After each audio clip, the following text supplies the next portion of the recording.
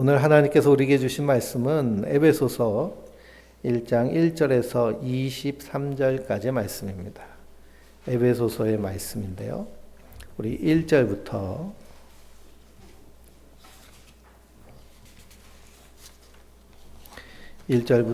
6절까지 먼저 한 목소리로 같이 읽겠습니다.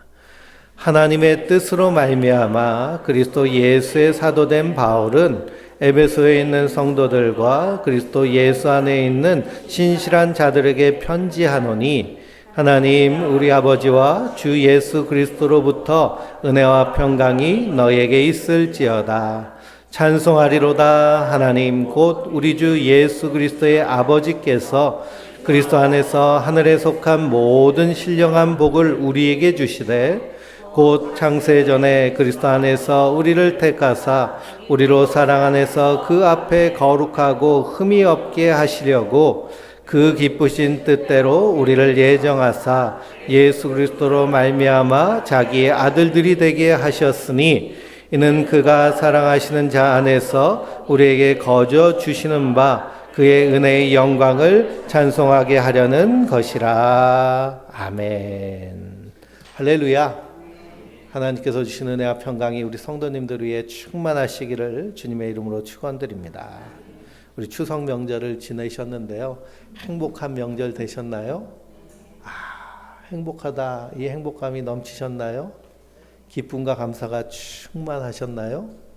행복이라는 것은 평안한 상태가 행복한 상태예요. 평안한 상태.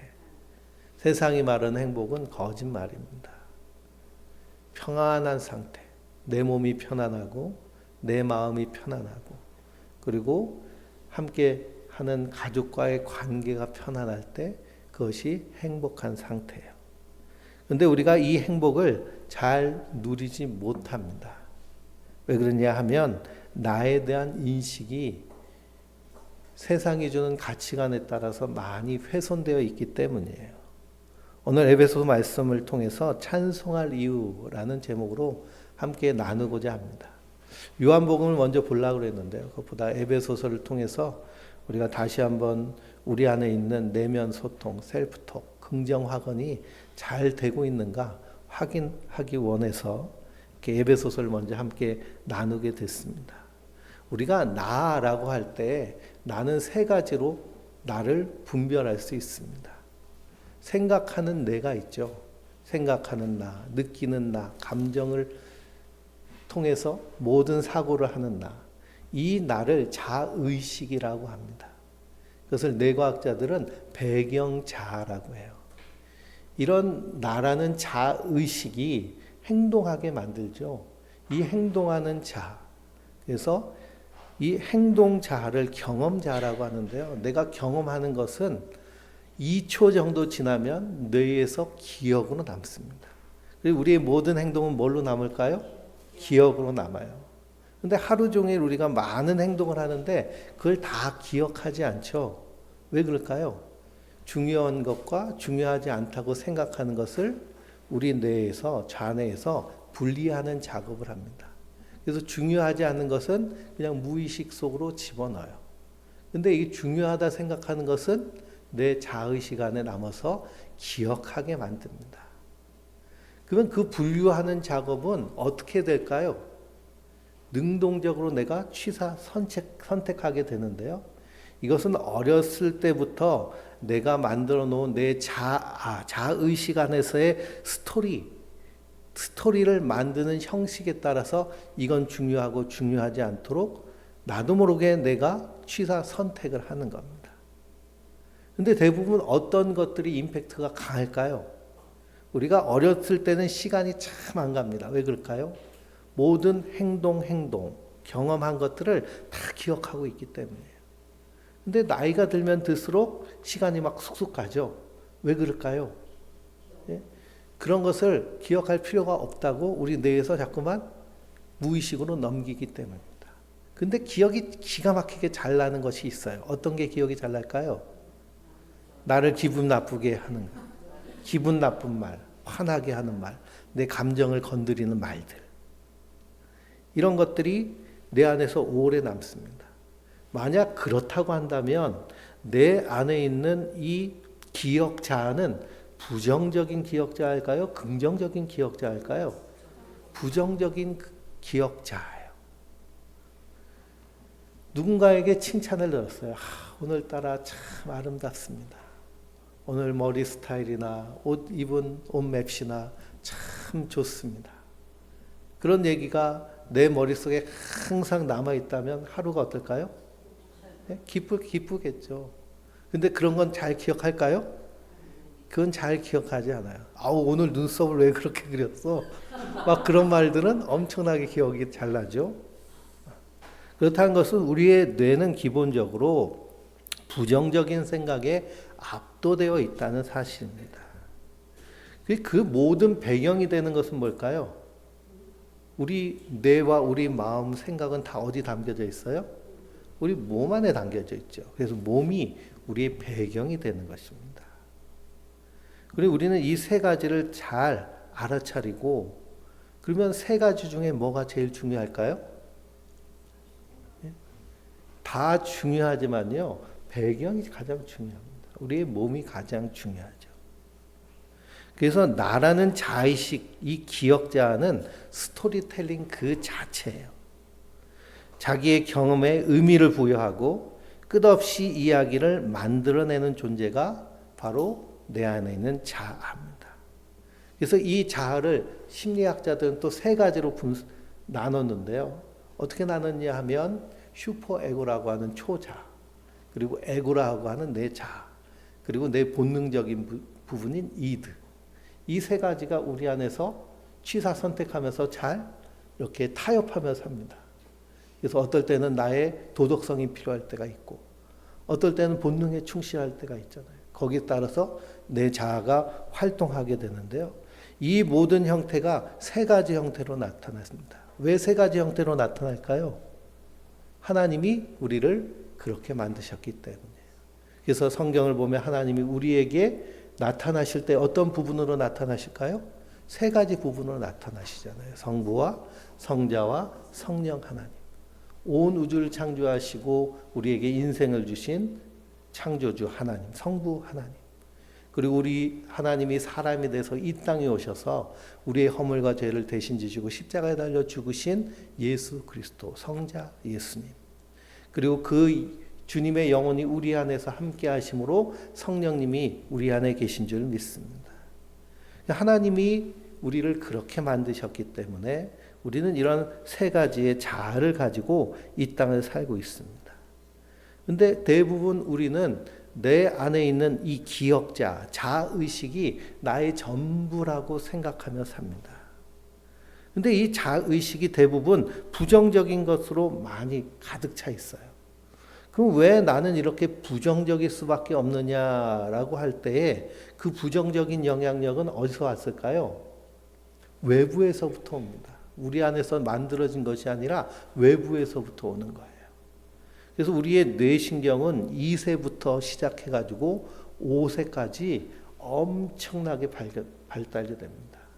그래서 그것을 우리의 뇌의 스냅스의 이 뇌의 연결고리가 엄청나게 발달하는데 2세에서 5세 사이에 아이에게 어떠한 언어적 교육이나 어떤 이러한 활동적 교육을 하느냐에 따라서 그 뇌에 발달되는 발달 작용이 방향이 다 달라져요. 그래서 운동선수들의 자녀들은 뭘 잘해요? 운동을 잘해요. 왜 그럴까요? 어렸을 때부터 운동을 시켰기 때문에 그렇습니다. 그렇듯이 이렇게 뇌 부분이 발달하게 되는데요. 근데 이때 중요한 건 뭐냐 하면 부정적인 언어들을 많이 듣게 되면 우리 뇌는 자연스럽게 어떤 뇌가 될까요? 부정적인 뇌가 돼요. 특히 대한민국 사회에서 부모가 아이를 양육할 때 부정적으로 양육할까요? 아니면 긍정적으로 양육할까요? 부정적으로 양육하는 경우들이 많습니다. 그러니 아이한테 가장 많이 하는 말이 어떤 말일까요? 안 돼, 떼치, 지지, 위험해.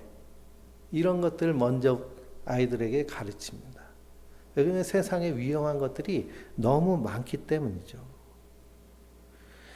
그래서 나라는 존재는, 나의 기억자, 자의식은 나에 대해서 끊임없이 이야기하는 존재예요. 그래서 끊임없이 소통이 일어납니다. 그러니까 옆에 사람이 없어서 그냥 말할 상대가 없어도 나는 누구랑 계속 소통해요? 나랑 계속 소통해요.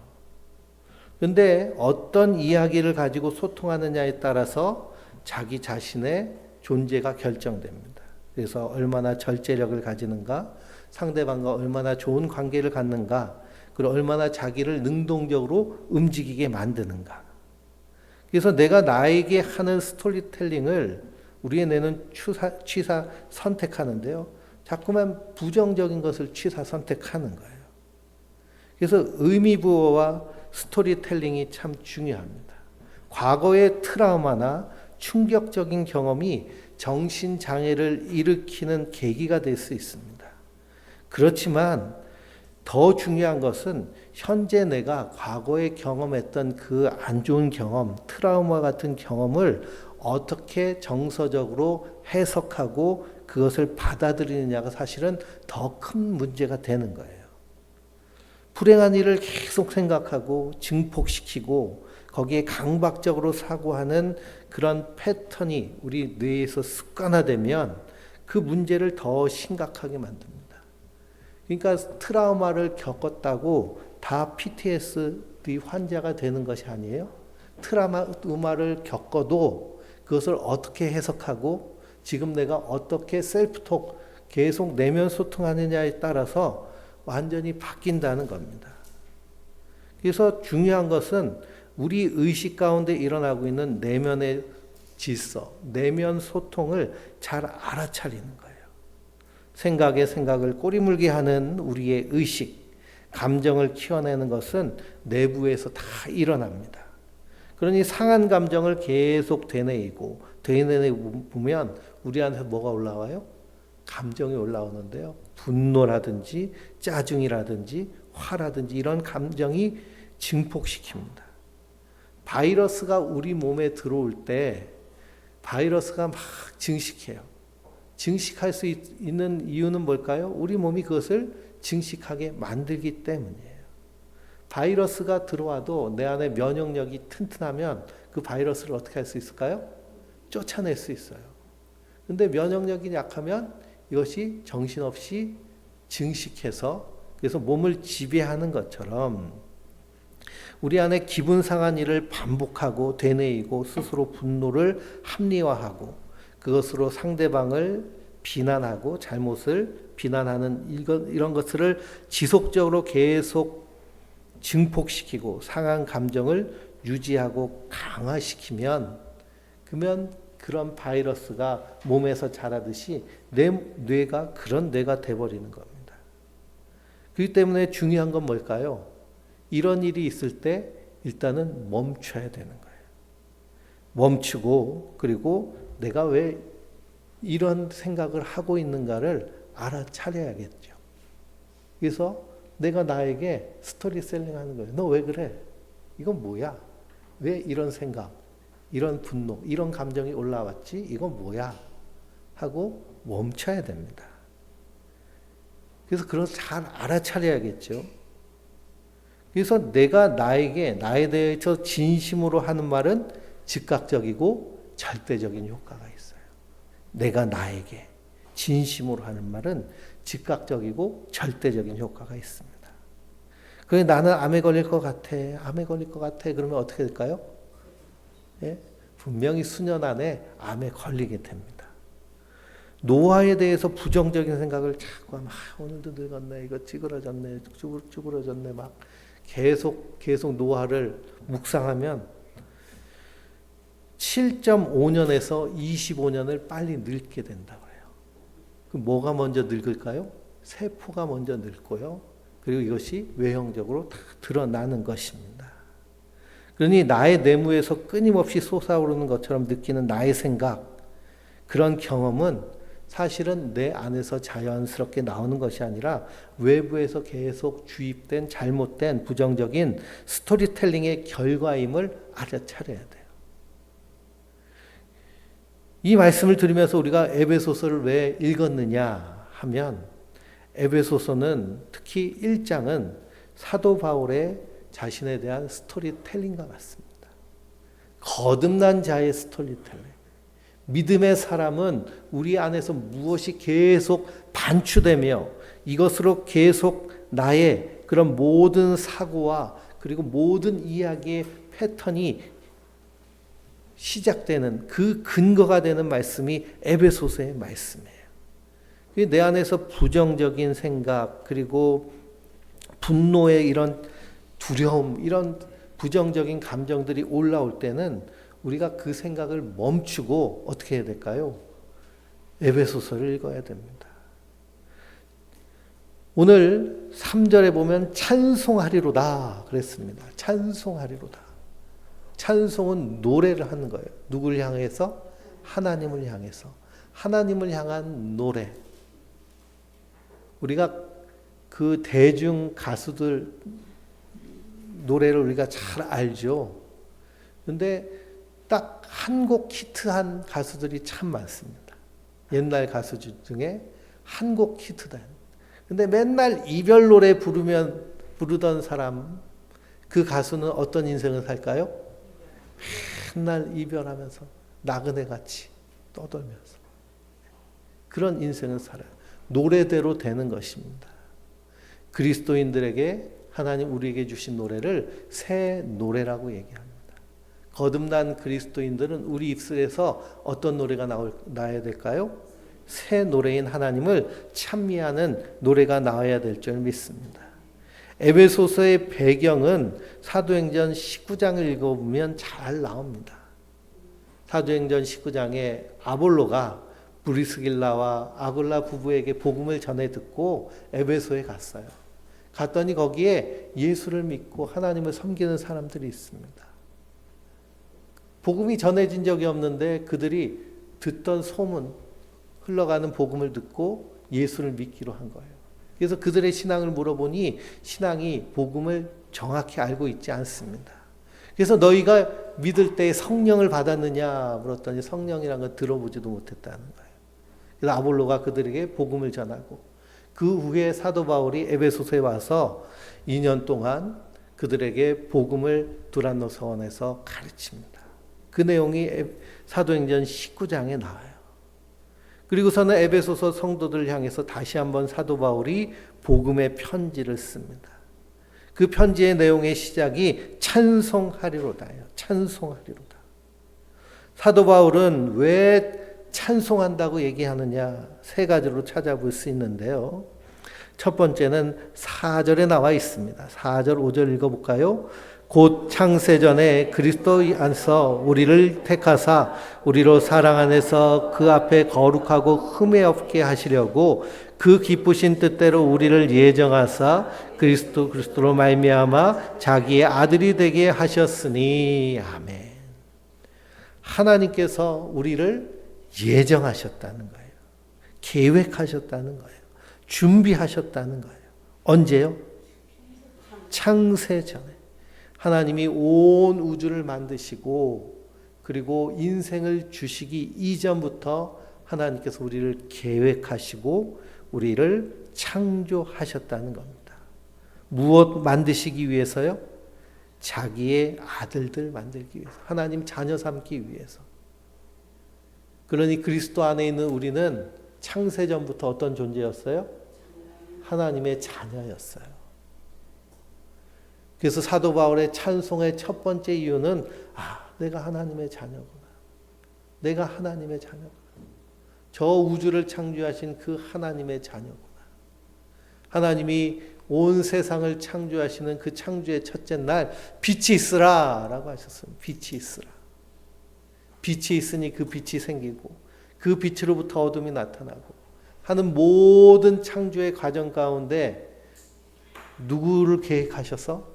나를 계획하셔서 하나님이 우리를 창조하시고 예정하셨다는 거예요.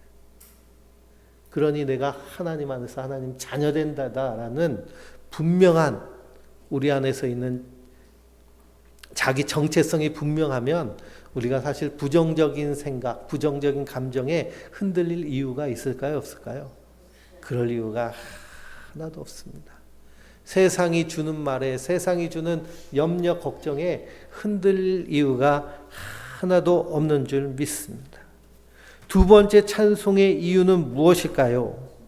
7절을 보면 우리는 그리스도 안에서 그의 은혜의 풍성함을 따라 그의 피로 말미암아 속량 곧 죄 사함을 받았느니라 그랬습니다. 우리가 하나님의 자녀로 이 땅에 태어났음에도 불구하고 죄가 가득한 이 땅 가운데서 하나님 보시기에 죄인이 될 수밖에 없었습니다. 그러나 우리를 사랑하신 하나님이 사람이 되셔서 이 땅에 오셔서 우리의 허물과 죄를 다 대신 지시고 십자가에 달려 죽으셔서 우리를 속량하신 줄 믿습니다. 속량이라는 단어는 값을 주고 사셨다는 거예요. 값을 다 치르셨다는 겁니다. 죄를 지면 죄의 값을 치러야죠. 죄를 졌는데도 죄의 값을 치르지 않을 때 사람들은 어떻게 하나요? 분노합니다. 그러니 우리가 살고 있는 이 세상은 공의가 얼마나 무너졌는지 유전무죄, 무전유죄가 되었잖아요. 권력을 가지고 있는 사람은 죄를 묻지도 않고 가난한 사람, 힘이 없는 사람은 그냥 끝까지 파고들어서 죄를 묻고 그리고 죽이려고 하는 세상이 이런 세상인데, 그러나 하나님 앞에서는 있는 자나 없는 자나 강한 자나 약한 자나 하나님의 심판대 앞에서는 유구무원 아무 말 할 것 없이 하나님의 정지 앞에 순종할 수밖에 없습니다. 그러니 하나님 보시기에 이 땅에서 주인 노릇하며 사는 인생, 주인이 하나님이신데 자기가 주인 노릇하며 사는 인생, 그래서 하나님이 창조하신 모든 창조의 세계를 파괴하고 그리고 하나님의 뜻을 자기 멋대로 대입해서 자기가 왕되며 사는 그 인생들 반드시 심판할 터인데, 그 역적죄와 같은 그 죄를 우리가 다 짊어지고 있는 자들인데요. 이 죄를 누가 다 대신 갚아주셨어요? 예수님께서 죄의 값을 다 갚아주신 줄 믿습니다. 그래서 그리스도인들은 하나님 앞에서 담대한 자들이에요. 그리스도께서 우리의 대제사장 되시기 때문에 은혜의 보좌 하나님 앞에 어떻게 설 수 있는 자일까요? 담대하게 설 수 있는 자들인 줄 믿습니다. 하나님 죄를 다 해결해 주셨기 때문에. 그래서 우리는 복음 안에서, 예수님 안에서 하나님 앞에 뻔뻔한 자들이에요. 자녀들을 키우다 보면 뻔뻔하잖아요. 근데 자녀들이 이렇게 뻔뻔한 것은 뭐 받고 있기 때문일까요? 사랑받고 있기 때문이에요. 어려서부터 눈치가 빤한 아이들 있잖아요. 눈치 잘 살피고 어른들 비유 잘 맞추고 그러면서 거기 요령껏 사는 아이들. 그런 아이들은 사실은 그 아이의 삶의 환경이 어떻다는 걸까요? 사랑받는 환경이 아니라는 거예요. 사랑받기 위해 눈치 보고 사랑받기 위해 비유 맞추고 사랑받기 위해서 자기가 하고 싶은 것도 참고. 그래서 그런 아이들을 성숙하다고 얘기하는데 사실 성숙한 것이 아니라 어른아이가 되어버린 것입니다. 그러니 뻔뻔한 것. 그래서 사랑받을 때 우리 안에서 나타나는 모습은 어떤 모습이냐 하면 염치가, 눈치가 없는 모습이에요. 하나님 앞에 나올 때 염치 없이, 눈치 없이 나올 수 있다라고 한다면 그것은 내가 하나님의 사랑이 내 안에 충만하다는 증거가 되는 줄 믿습니다. 그래서 사도 바울은 찬양하는 거예요. 그 전에 사도 바울은 다메섹으로 가면서 예수 믿는 사람들 핍박하고 죽이려 다니는 사람이었습니다. 그러니 박해자였다가 부활하신 예수님을 만나요. 그 우리 같으면 어떨까요? 무슨 염치로 내가 복음을 전하고 무슨 염치로 내가 사도라고 스스로를 칭하고 그렇게 자기 자신에 대해서 이렇게 비하할 텐데요. 사도 바울은 전혀 그렇지 않습니다. 1절을 보면 뭐라고 그래요? 하나님의 뜻으로 말미암아 그리스도 예수의 사도된 바울은 이라고 자기 자신을 떳떳하게 밝힙니다. 그러면 사도 바울이 예수님 만나기 전에 박해 있던 사람들, 그래서 그 사람 때문에 가족이 죽임을 당하기도 하고 집을 뺏기고 도망자의 나그네의 신세가 된 사람은 이 바울을 보면 어떤 마음이 들까요? 참 뻔뻔하다. 참 얼굴 두껍다. 이렇게 할 수도 있는데요. 사도 바울은 그 하나님 그리스도의 십자가의 은혜 안에서 든든히 서서 흔들리지 아니하고 복음을 위해서 사도의 삶을 살아낸 것을 우리가 말씀을 통해 발견할 수 있습니다. 그러니 찬송하는 거예요. 그 피로 말미암아 속량 곧 죄사함을 내가 받았다. 하나님의 용서함을 받았어요. 그래서 그 하나님의 용서함 안에서 이 땅에서도 사랑하고 용서하며 풍성하게 사는 자가 된 줄 믿습니다. 그러니 우리가 우리 입술에서 이 찬양, 그리스도의 피로 말미암아 속량함을 받은 죄사함의 그 기쁨과 감격이 충만할 때 우리 안에서 어떤 일이 일어날까요? 용서하는 일이 일어나고요. 그리고 용납하는 일이 일어나고, 그리고 우리 안에서 벽들이 사라지는 일들이 일어나는 줄 믿습니다. 먼저 누구의 일을 향해서 용서가 될까요? 나 자신을 향해서 용서가 돼요. 그리고 내 주변에 가장 가까운 사람, 나에게 상처 주는 사람은 사실 누굴까요? 예?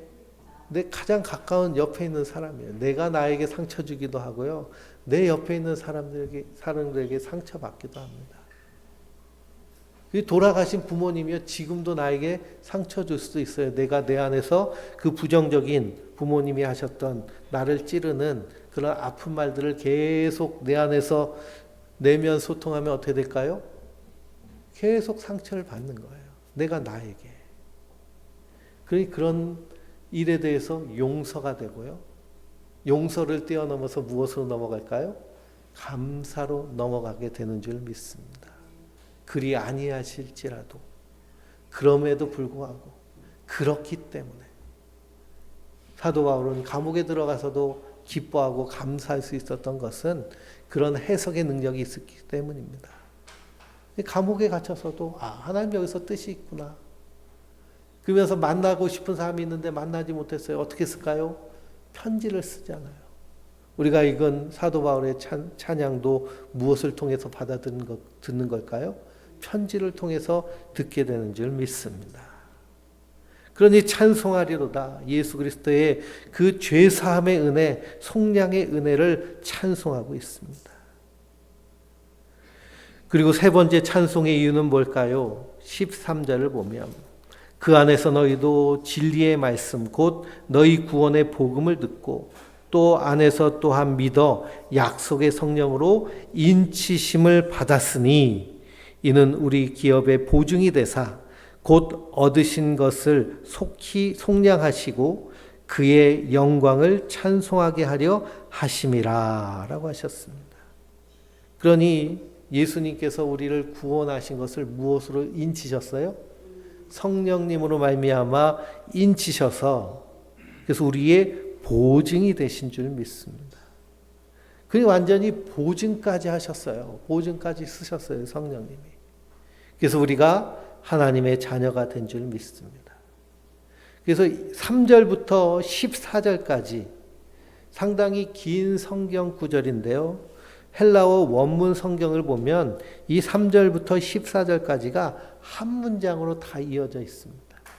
이 사도 바울이 찬송합니다 하면서 나오는 찬송이 뭐예요? 태초에 우리를 예정하사 우리로 하나님 자녀 삼으시고 하나님이 사람이 되셔서 나의 허물과 죄를 대신 지시고 십자가에 달려 죽으셔서 우리를 속량하시고 죄값을 다 치르시고 성령께서 우리 안에 계셔서 우리에게 보증이 되셔서 도장 꽉 찍으셔서 내가 하나님의 자녀, 하나님의 백성, 하나님 나라 성도가 되었습니다 하는 찬양이 자연스럽게 나오는 거예요. 이렇게 자연스럽게 나오는 것은 사도 바울 안에 내면의 소통이 이렇게 완전히 자리 잡았다는 겁니다. 그런데 우리 안에 있는 내면 소통, 그리고 우리 안에 있는 스토리텔링, 나라는 존재에 대해서 얘기할 때,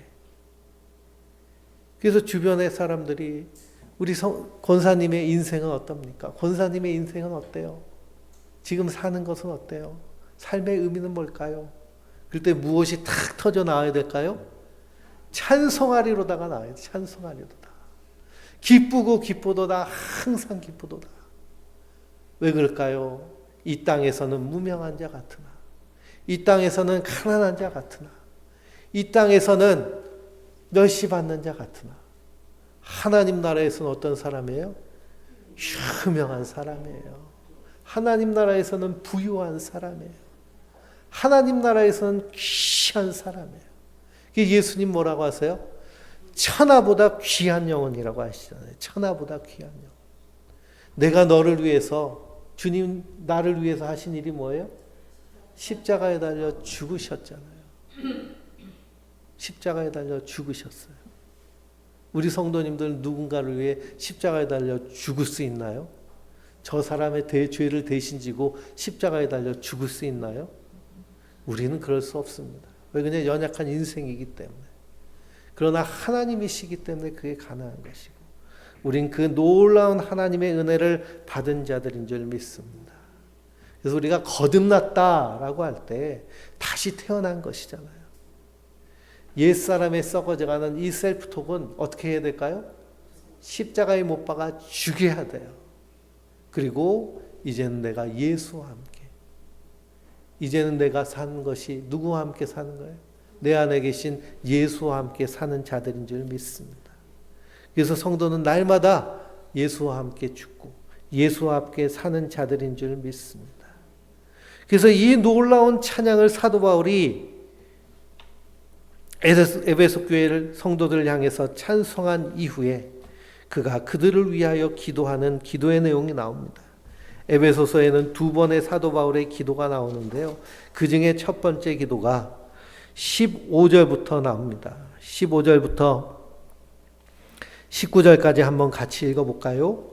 이로 말미암아 주 예수 안에서 너희 믿음과 모든 성도를 향해 사랑을 나도 듣고 내가 기도할 때 기억하며 너희로 말미암아 감사하기를 그치지 아니하고 우리 주 예수 그리스도의 하나님 영광의 아버지께서 지혜와 계시의 영을 너희에게 주사 하나님을 알게 하시고 너희 마음과 눈을 밝히사 그의 부르심의 소망이 무엇이며 성도 안에서 그 기업의 영광의 풍성함이 무엇이며 그의 힘의 위력으로 역사하심을 따라 믿는 우리에게 베푸신 능력의 지극히 크심이 어떠한 것을 너희로 알게 하시기를 구하노라. 아멘.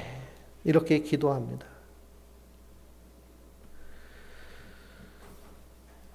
그러니 사도 바울은 이 세 가지의 하나님의 은혜를 창조하며 이것이 그리스도와 함께 통일되게 하시려고 나를 이렇게 하나님 백성 삼으셨구나라는 것을 깨달아요. 그리스도와 함께 통일된다는 것은 내 안에 누가 계시는 거예요? 예수님이 계시는 거예요. 그래서 내가 하는 말이 누구의 말이에요? 예수님의 말씀이에요. 내가 생각하는 것이 누구의 생각이에요? 예수님의 생각이에요.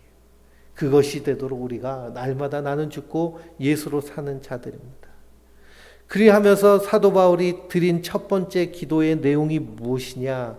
바로 지혜와 계시의 영을 너희에게 주사 하나님을 알게 하시기를, 하나님을 알기를 간절히 기도합니다.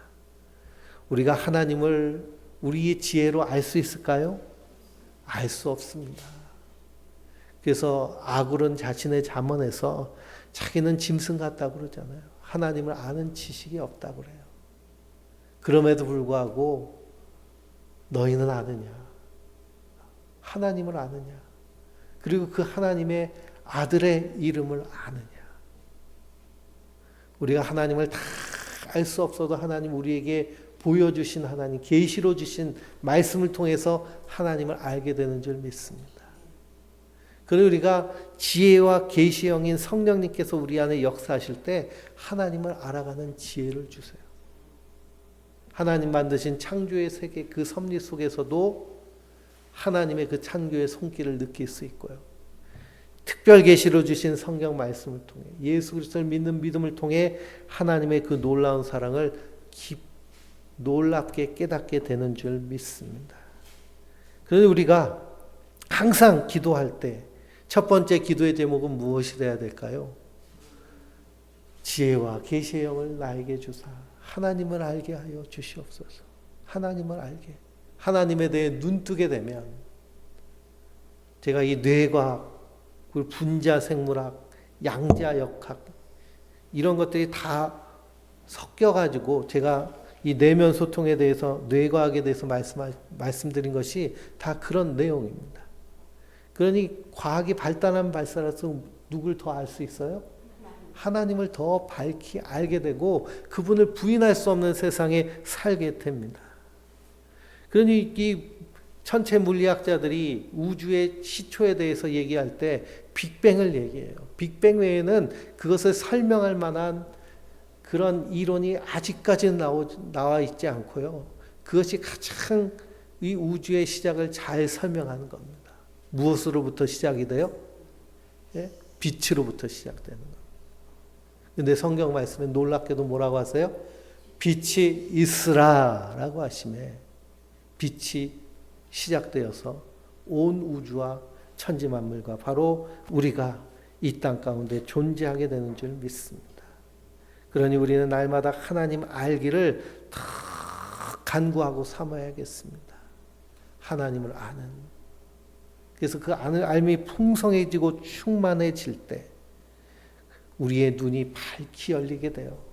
우리의 마음의 눈이 밝히 열리게 되면 부르심의 소망이 무엇인지, 그 기업의 영광이 무엇인지, 우리에게 베푸신 능력의 지극히 크심이 무엇인지가 더 충만하여집니다. 충만하고 넘칠 때 우리 안에서 뭐가 더 흘러 넘칠까요? 찬송이 흘러 넘쳐요. 기쁨이 흘러 넘쳐요. 감사가 흘러 넘쳐요. 믿음과 소망과 사랑으로 이 땅을 능력 있게 살게 되는 줄 믿습니다. 그러니 내 안에서 부정적인 셀부터 염려, 근심, 걱정 이런 것들이 나를 자로잡고 있다면 내가 하나님을 향한 눈이 점점 흐려지고 있구나. 흐려지고 있을 때는 어떻게 하면 될까요? 닦으면 되잖아요. 깨끗하게. 무엇으로 씻어서? 말씀으로 씻어서 깨끗하게 되어야 될 줄 믿습니다. 그 말씀을 굳게 붙잡아야 돼요. 할 수 있거든요. 무엇이냐? 믿는 자에게는 능치 못함이 없느니라. 그러니 이 중년이 넘어가면 성인병, 고혈압, 당뇨. 그래서 저도 아침 저녁으로 찔러대는데요. 혈당을 재고. 근데 이 혈당을 올리는 여러 가지 요인도 있지만 가장 큰 요인 중에 하나가 스트레스입니다. 부정적인 생각으로 칵 차 있을 때요. 혈당은 막 올라요. 혈압은 어떻게 될까요? 자연스럽게 올라가겠죠. 그래서 고혈압, 고혈당이 되면 몸에 그런 균형이 붕괴되어 가지고 그래서 여러 가지 질병들이 들어오기가 참 쉽습니다. 그래서 나를 가장 사랑하는 방법 4가지가 있는데요. 첫 번째가 자는 거예요. 7시간 이상 깊은 수면을 취해야 우리 몸이 리프레시 됩니다. 나이 먹어서 잠이 안 오는 게 아니고요. 생각이 많아서 잠이 많은 거예요. 그렇기 때문에 그 생각을 멈춰야겠죠. 생각을 멈추는 방법은 뭘까요? 명상하고 기도하는 거예요. 명상하고 기도하는 거예요. 기도를 간구만 해서는 안 되고요. 하나님과 나와의 그런 깊은 내 소통, 그러기 위해서는 이 생각을 멈춰버려야 되는데 그러기 위해서는 내 배경이 되는 내 몸에 집중해서 호흡이 어디로 들어오는지 어디로 나가는지 내 장의 움직임은 어떤지 내 심장 박동 소리는 내가 잘 들리고 있는지 심장 소리가 안 들리잖아요. 그렇죠? 심장 소리 들릴 때는 언제일까요? 예? 가만히 있는데도 벙벙벙벙 떠요. 예? 그거는 스트레스 상황이나 긴장했을 때. 그래서 도둑질하다 걸리면 어떻게 될까요? 예? 심장이 벌렁벌렁해요. 제가 그 초등학교 들어가기 전에 동네 애들이랑 노는데요. 애들이 아이스크림을 맛있게 먹어요. 어떻게 쟤들 맨날 아이스크림 먹나 봤더니 이 슈퍼에서 공병을 훔쳐가지고 저 슈퍼에다가 다 팔아가지고 예? 하드 쭈쭈바를 사 먹는 거예요. 그래서 저도 한번 동참한 적이 있습니다. 그 슈퍼에는 이 공병을 몰래 훔쳐가지고 살금살금 도망가는데요. 몸은 도망가고 있는데 심장은 어떨까요? 발랑발랑 뛰는 거예요. 발랑발랑. 그래가지고 뛰다가 무서워가지고 놓고 도망쳤습니다. 그것처럼 이런 긴장 상태가 있을 때 심장이 뛰는데 평상시엔 뛰지 않아요. 그러니까 가만히 있는데 내 심장 소리가 들린다 그러면 난 지금 무슨 상태라는 걸까요? 네? 스트레스 상태라는 거예요. 그때는 이 더 마음을 고요하게 위해서 내 몸에 집중을 해야 됩니다. 그래서 자기 잠잘 때도 심장에 손을 얹고 심장 소리를 잘 느껴보세요. 한참 심장 소리 듣다 보면 스르륵 잠이 오게 돼 있습니다. 왜 그러냐? 내 배경에 집중하다 보면 내 이 자의식이 멈추게 돼요. 그래서 잘 자야 되고요. 또 잘 먹어야 됩니다. 좋은 음식들. 그리고 운동은 당연히 해야 되고요. 그리고 명상과 기도로 하나님과 늘 소통하고 열려 있어야 될 줄 믿습니다. 그래서 우리의 마음의 눈이 활짝 밝혀지기를 사도 바울은 기도하고 있어요. 그래서 우리가 그리스도 안에서 통일될 때, 내 안에 예수님이 계시고 내가 예수님 안에 거할 때, 그때 어떤 일이 일어나느냐. 우리가 20절부터 23절까지 읽어볼까요? 그의 능력이 그리스도 안에서 역사하사 죽은 자들 가운데서 다시 살리시고 하늘에 자기의 오른편에 앉히사 모든 통치와 권세와 능력과 주권과 이 세상뿐 아니라 오는 세상에 일컫는 모든 이름 위에 뛰어나게 하시고 또 만물을 그의 발 아래에 복종하게 하시고 그를 만물 위에 교회의 머리로 삼으셨느니라. 교회는 그의 몸이니 만물 안에서 만물을 충만하시게 하시는 이의 충만함이니라. 아멘. 그러니 그의 능력이 그리스도 안에서 역사하셔서 죽은 자 가운데서 그 죽은 자를 어떻게 하세요? 다시 살리시는 거예요. 그러니 우리는 이미 하나님 보시기에 이 땅에서 죽은 자였는데 그리스도로 말미암아 어떻게 된 자들이에요? 살아난 자들이에요. 살아난 자들. 굳게 믿으세요. 성경은 죽는다고 하지 않고 뭐 한다고 그래요? 잠잔다고 그래요. 그때 이 주님께서 우리를 깨우실 때 그때가 어떤 날일까요? 예? 하나님 나라에서 영생 복락을 누릴 날입니다. 그때를 소망하며 이 땅을 하나님 나라같이 살아내는 자들이 성도들인 줄 믿습니다. 그래서 우리가 항상 기뻐하고 감사하고 주님과 동행하며 충만하게 살 수 있습니다. 그것이 하나님의 교회예요. 그리스도는 교회의 머리가 되십니다. 그래서 그를 만물 위에 교회의 머리로 삼으셨어요. 우리는 그의 몸이 됩니다. 머리와 몸은 따로 있을까요? 머리와 몸은 하나입니다. 한 몸이에요. 그래서 그리스도 안에서 통일된 우리는 만물 안에서 만물을 충만하시게 하는 이의 충만함이 되는 줄 믿습니다. 세상은 죄로 인해서 그리고 온갖 죄악으로 인해서 완전히 거북이 등딱지 갈라지듯이 갈라져 있는데요. 그런데 이 세상을 충만하게 메꾸는 역할을 하는 것이 뭘까요? 하나님의 교회인 줄 믿습니다. 2000년 기독교 역사 가운데 교회는 이런 일을 충실히 했어요. 때마다 변질되고 퇴색되는 일이 있지만요. 다시 개혁하고 갱신해서 그 일을 계속했습니다. 그러니 고대 사회나 중세 사회에 그런 인간의 삶의 모습을 보면 지금이랑은 비교할 수 없을 정도로 비참합니다. 노예 제도가 있었어요. 구한말 이 조선 땅에 노예가 몇 프로나 되는지 아세요? 노예가 80% 정도가 노예 상태였습니다.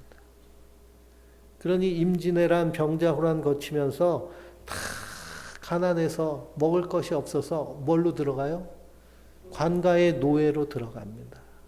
그래서 여자들은 관기가 되고 남자들은 농노가 되는 거예요. 그래서 관가에서 다 노예가 돼서 거기서 농사 짓는 거 다 갖다 바치고, 그리고 죽지 않을 만큼 조금 먹을 거 주고 하는 상태가요. 조선 이 임진하는 이후에 조선인들의 상태였어요. 노예 제도가 분명한. 그리고 우리가 다 성씨를 하나씩 가지고 있지만, 그래서 우리가 양반 자천이다라고 스스로 긍정하곤 하고 아주 좋은 겁니다. 셀프톡하고 경주 최씨야. 그런데 이 성씨는 어떻게 붙여졌을까요? 일본이 세금을 수탈해 가려고 했는데 이름도 없고 호적도 없는 사람들은 세금 걷기가 힘들잖아요. 그렇죠?